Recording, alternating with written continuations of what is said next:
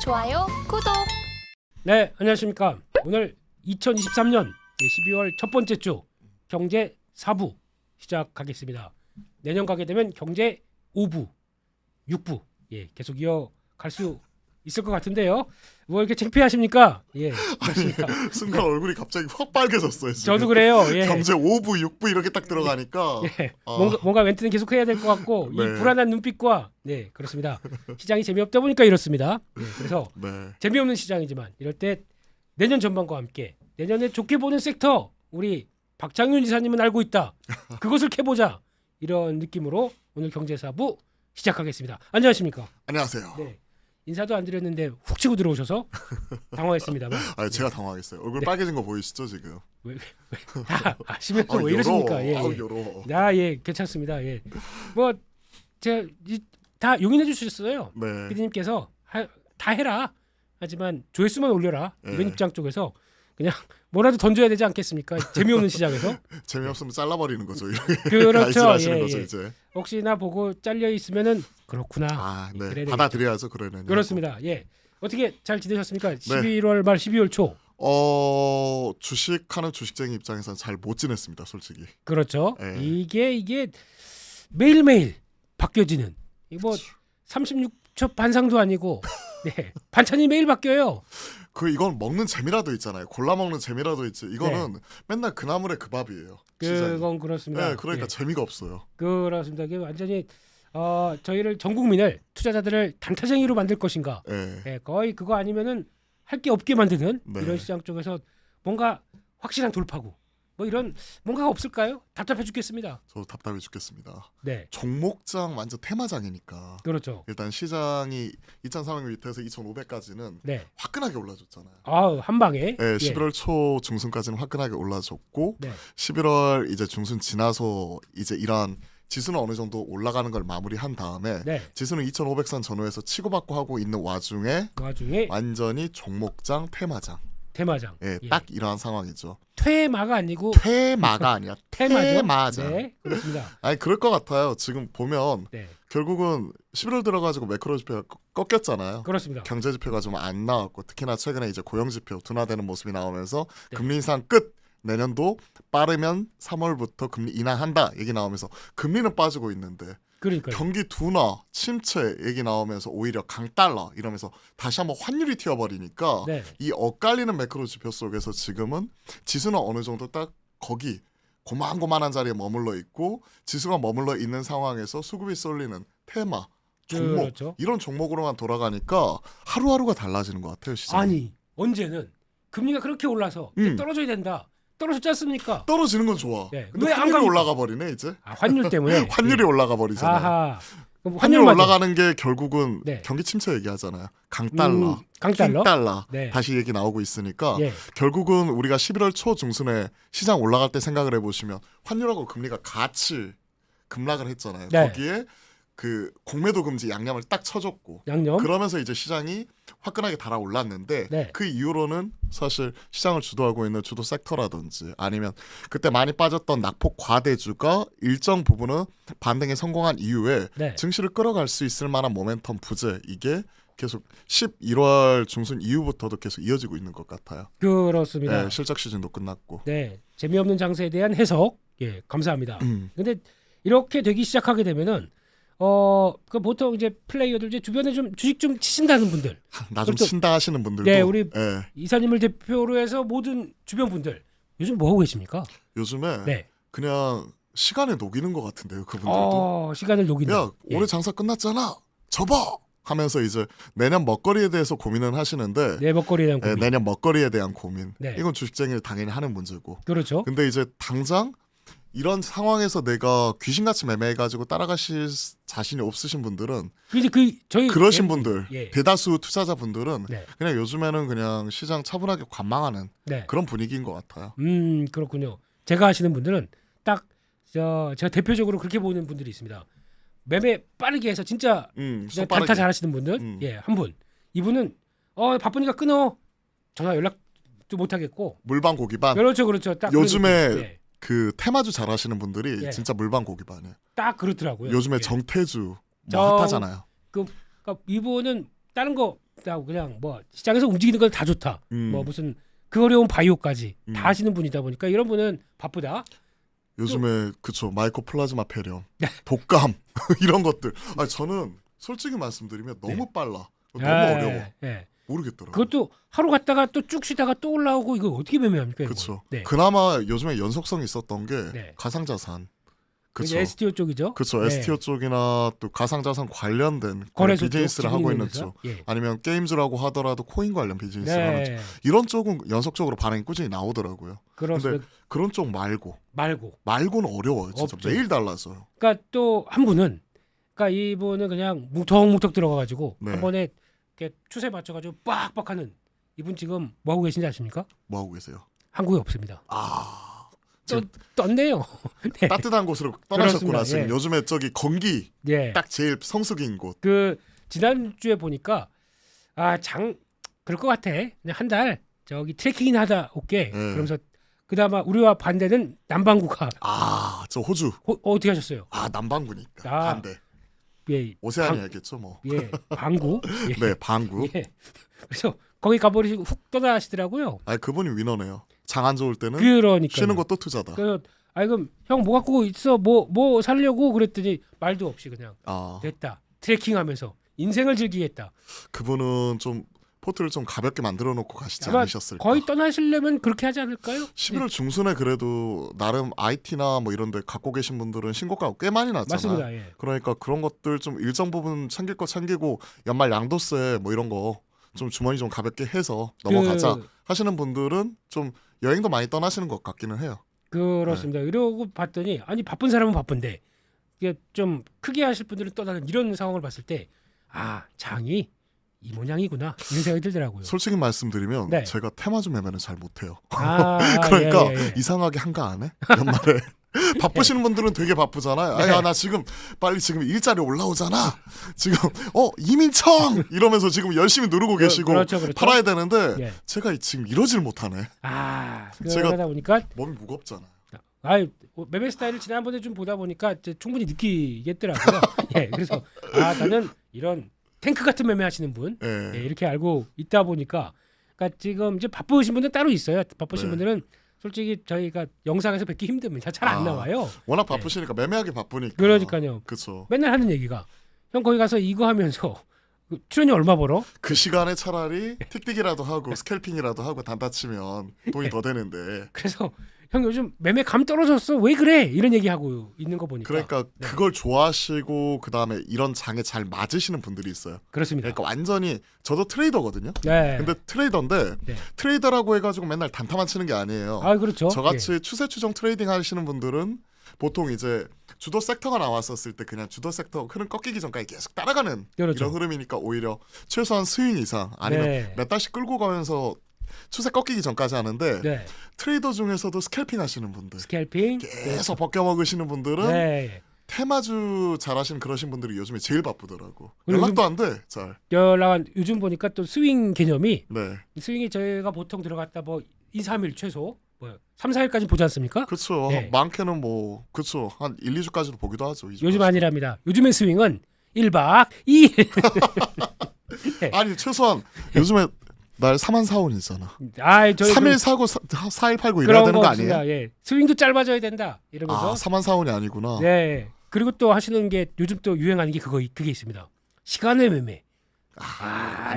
이거 그러니까 급락해 뭐 좀 정체돼 있다가 시간에서 거의 이걸 어떻게 알고 하신지 모르겠어요. 근데 요즘에 시간에도 어려운 게 보통 이제 본장에서 이제 급등이 나오고 종가 고가로 끝나면 시간에 추가적으로 또 띄워놓고 시작을 하잖아요. 근데 요즘에 머리를 많이 써서 그런지 종가 고가로 끝내놓고 시간 외에서 던져버려요. 그걸 들어오고 오는 걸 봐서 거기다 던져버리더라고요. 그러니까 그건 이제 좀 한 테마 지난 다음이고 새로운 테마는 4시 반이 기점이랍니다.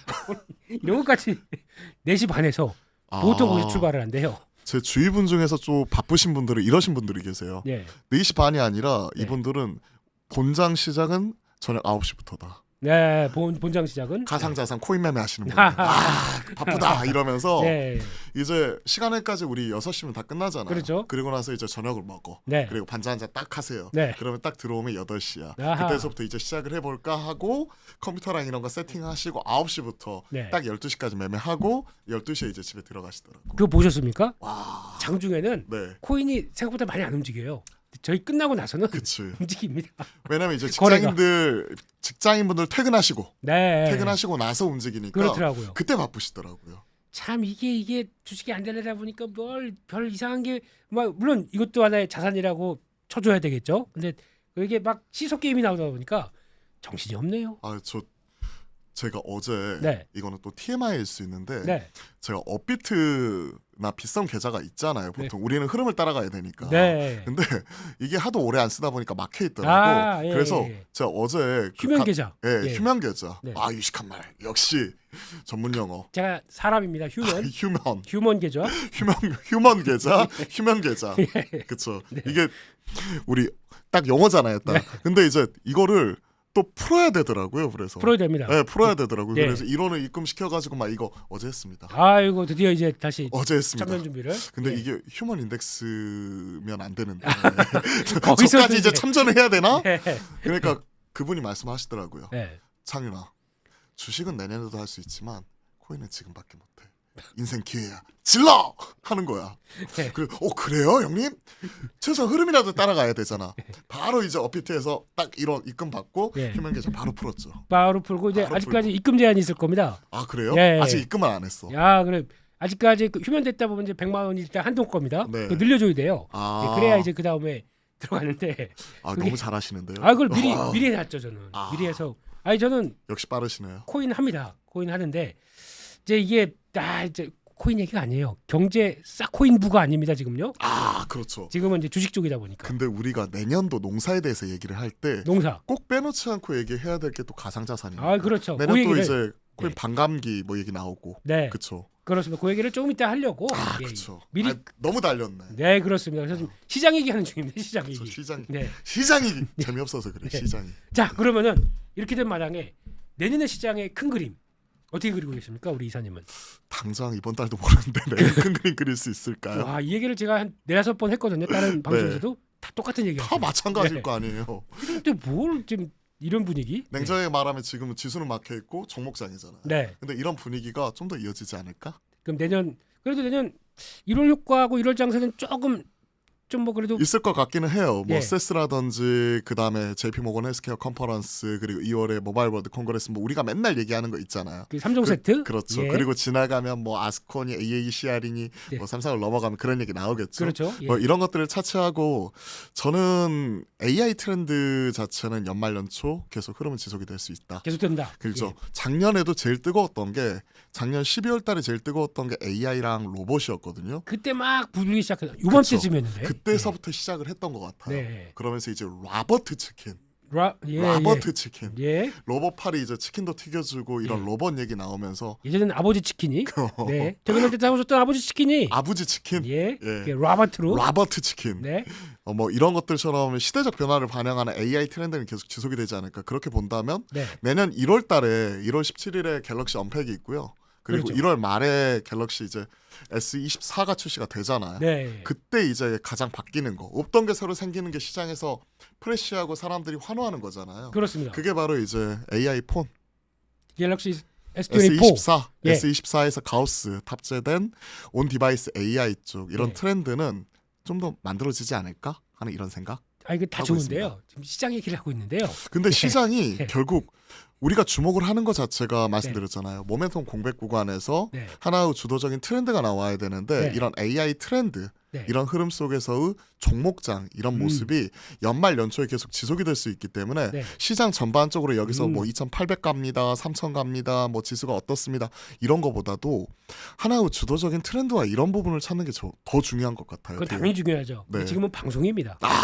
방송의 묘미는 중요한 건 이제 뒤로 약간 좀 밀려놓고 거기서 처음에 이렇게 좀 매크로를 누가 알겠어요. 연준 회장도 모르고 아무도 모르는데. 자, 그러면 여기서 한번 찍어보겠습니다. 자, 내년 코스피 지수 상단 몇 대 몇? 상단은 그래도 최근 지났다 하면서 우리가 2200대 찍고 왔으니까 네. 그래도 내년에 뭐 2800에서 3000 얘기를 하잖아요. 네. 그러니까 저도 그래 지르자 3000. 3000은 간다. 3000 가자. 네, 3000은 간다. 자, 월봉인데요. 3000이면은 요맘쯤. 네, 지금부터 2500 한 25% 지수 25%. 그리고 추가적으로 내년에 뭐 금리 인하가 뭐 100bp가 패드에서 나올지 어쩔지는 알 수는 없겠지만 네. 결국 유동성 이런 장이 나오게 되면 개인적으로는 기존의 저기 3,300선 네. 윗선 있잖아요. 네. 거기까지 한번 두드려주면 좋지 않을까 하는 개인적인 바람은 있어요. 예. 시장한테 부탁하는 네, 중이시네요. 제일 부탁을 하면서 원래 기도매매가 정석이잖아요. 그렇죠. 사놓고 이제 제 마음을 담아서 원금 회복하게 해주세요. 올라가게 해주세요. 예, 그게 기도하는 거잖아요. 예, 정화수한 이제 떠놓고 예. 기도해야죠. 그렇습니다. 그러면 상단부 3,000, 하단부는 어느 정도 보십니까? 하단 자체는 이번에 찍었었던 저점이 2200선이잖아요. 예, 2250 밑으로 이제 초반에서 어느 정도 그때 PBR 0.8배, 0.83, 86 그 사이에서 왔다 갔다 하면서 만들어줬기 때문에 네. 내년도 이익 체력 회복하는 거 감안하면 올해 기록했었던 저점 이거는 깨지지 않을까. 올해 그러니까 이거는 지켜주지 않을까 지킨다? 생각을 해요. 예. 그러면 그래요. 2200 저점. 2200. 네. 딱 요 정도쯤 되겠네요. 네, 맞아요. 이번에 기록했었던 부분. 박스권 요 정도쯤 위로는 그러면 주식 사야겠네요. 그렇죠. 지금 사야 될 때죠. 내년에 3,000까지 간다라고 하게 되면. 그냥 러프하게 뭐 사시려면 뭘 사야 될지 모르시는 분들은 그냥 저는 네. 전자하고 닉스는 빠질 때 사서 그냥 네. 내년 말까지 기다리면 먹지 않을까 생각을 해요. 여기서 빠질 때 사면 여기서 최소한 그래도 20% 이상은 나오지 않을까 네. 생각을 합니다. 근데 보다 보니까 하이닉스에서 최근에 IR 컨콜한 거 한번 보셨습니까? 계속 체크는 하고 있어요. 예. 리포트랑. 거기서 그런 내용이 나오더라고요. 혹시 어떤 분이 그렇게 문의했거든요. 혹시 내년 경기 침체가 왔을 때 더블 딥 가능성에 대해서도 염두를 해야 되는 거 아닙니까? 이런 얘기들. 우리가 뭐 디플레이션, 스태그플레이션, 더블 딥 계속 그런 우려는 있잖아요. 경기 침체 얘기가 나오니까. 네. 근데 그럼에도 불구하고 우리가 하이닉스가 저번 시간에도 한번 얘기를 했었는데 네. 바텀아웃 얘기할 때는 우리가 미리 지레 겁먹을 필요는 없다는 생각을 항상 가지고는 있어요. 그렇죠. 경기 침체가 오더라도 반도체 다운 사이클 자체는 이미 숫자적으로 2분기를 저점으로 끝났다 하는 생각을 가지고 있기 때문에 네. 오히려 이런 회복 국면에서 만약에 경기가 안 좋아지더라도 그 안에서 회복이 되는 이런 산업이나 섹터가 있으면 오히려 이쪽으로 수급이 집중이 되면서 이쪽은 더 좋지 않을까. 차별화가 되니까. 네. 남들 다 죽어나는데 나는 성장해. 네. 그러면 오히려 그런 쪽은 기회가 될 수 있는 거죠. 그렇습니다. 더블 딥 때문에 빠지면. 네. 그럼 우리 이사님 말씀으로 보게 되면 지금 현재 내년에 경기 침체가 오더라도 걱정 마라. 금리 인하 할 거다. 걱정돼요. 경기 침체하면 당장 먹고 사는 문제는 걱정이 안 되면 그게 사람입니까? 오늘 보고 깜짝 놀랐습니다. 깜짝 놀랐죠. 네. 경기 침체는 당연히 걱정이 되죠. 보니까 통계가 하나 나왔는데 네. 대한민국 국민 자산 구조에 대해서 나왔거든요. 네. 구조에서 나온 거 보니까 가계 평균당 빚이 9,360만 원.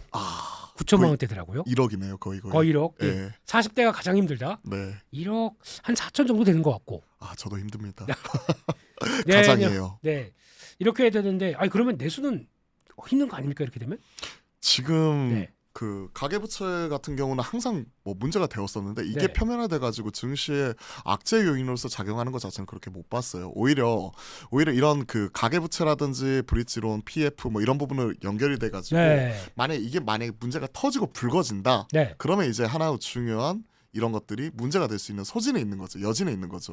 하지만 우리가 얘기를 할 때 내년 4월에 총선 있잖아요. 그러다 보니까 그때까지는 눌러놓지 않을까 하는 우리 주식쟁이들의 희망 섞인 바램과 그리고 그게 끝나고 나서도 어느 정도 이제 그 최악은 지났다는 이런 분위기 뭐 이런 부분도 이제 서로 간에 계속 여의도에서 얘기는 나오고 있기 때문에 그냥 이런 가계부채나 이런 부분 때문에 증시 어마어마한 악재다? 이거는 저는 솔직히 말해서 못 봤어요. 예전에 카드 사태 있었잖아요. 2003년도에. 힘들었었죠. 네, 그때는 난리였는데 사실은 제가 그때는 주식을 안 해가지고 그때 못 봐가지고 고등학생? 대학생이죠. 좀 낮춰주려고 했었는데 그런 거였어요? 근데 그때는 못했기 때문에 그때 이후로는 제가 가계부채 문제 때문에 우리나라 가계부채 문제 때문에 빚이 많아가지고 주식이 떨어진다 이건 많이 못 봤어요.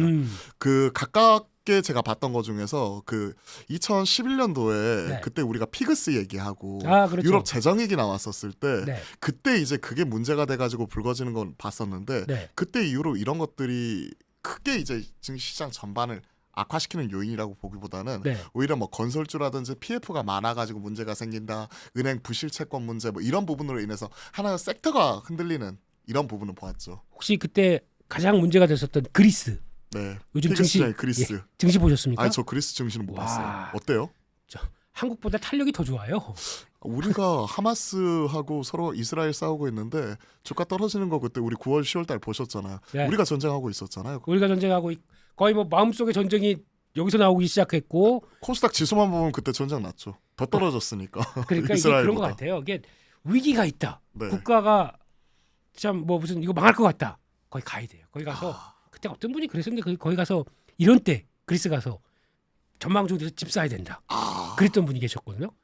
샀는지 안 샀는지 모르겠습니다만. 네. 아니, 항상 저는 머릿속으로는 전 세계를 투자하죠. 만약에 전 세계 투자 생각하면 인도 투자해야 될 것 같은데요. 인도 저는 포기하겠습니다. 거기 갔다가 그래요? 물갈이만 일주일에 3번 하는 이런 고생하셨구나. 네, 이런 나라에서 아니 요즘에 인도 쪽이 증시 분위기가 되게 좋대요. 인도 산업재나 은행들은 다 신고가 막 이러고. 네. 뭐 그쪽 분위기는 되게 좋다고 하니까 뭐 글로벌 투자하시는 분들은 뭐 이런 것들도 확인해 보시면 되겠죠. 근데 보통 이제 선섹스 지수 들어오는 종목들하고 네. 그걸 보면서 막 와 인도에 대한 변화 보면서 거기 막상 딱 뭄바이 공항에 내리잖아요. 네. 네. 일단 물로 고생 한 일주일 설사해야 되고 고생해야 해야 되고 뭐 사람이 네. 예, 인도에 대해서 많은 얘기를 하고 싶지만 예, 저희도 모르겠는데 이제 인도 얘기까지 할 수는 우리 없습니다. 얘기하다가 우리 한국 증시를 얘기하고 있는데 지금 인도에서 물갈이가 문제입니까 지금? 예, 아무튼 그렇습니다. 전 세계를 돌아다니면서 투자의 기회는 보자. 네. 네, 하지만 일단 시장은 내년에 3천까지는 보는데 하방은 좀 제한적으로 보고 있다. 하방은 제한적으로. 그리고 그 가장 결정적인 근거는 결국은 최악은 지나고 유동성. 이제 이런 부분이 터지는 부분이고 네. 국내 GDP 경제 성장률 보더라도 결국은 이제 뭐 저성장 국면이 좀 더 고차가 되기는 하지만 네. 올해 1% 초반에서 확실히 내년도에는 좀 더 성장하는 그림으로 가지 않을까. 뭐 OECD나 뭐 한은이나 IMF나 뭐 이런 전망치 내놓으면서 맨날 바뀌긴 하지만 네. 그래도 최악은 지나가가지고 성장하는 그림이 나오고 있다. 그리고 올해 미국이 3분기 GDP 성장률이 그때 5% 찍었을 때 우리 1% 초반이었잖아요. 그렇죠. 그러면서 네. 이제 환율 격차도 이렇게 큰 폭으로 커졌는데 이런 문제가 되었던 환율 그러니까 킹 달러 자체도 어느 정도 좀 하향 안정화되면서 네. 환율이 낮아지게 되고 외인들이 올해 열심히 팔아 제꼈던 부분에서 이제 IT를 네. 중심으로 다시 한번 어느 정도 돌아오지 않을까 하는 이런 기대감들도 있기 때문에 결국은 내년에 뭐 상고하저 상저하고 뭐 말은 많고 네. 지수가 뭐 3,000이다 2,800이다 뭐 이런저런 말은 많지만 개인적인 결론은 이러한 상황에서도 돈 잘 벌 수 있는 기업들 네. 뭐 이런 부분에 좀 줄을 잘 서야 되지 않을까. 알겠습니다. 네. 예. 거의 뭐 그냥 경제 방송 하듯이 얘기를 하셨네요. 예, 예. 아까 인도 경제를 얘기를 하고 막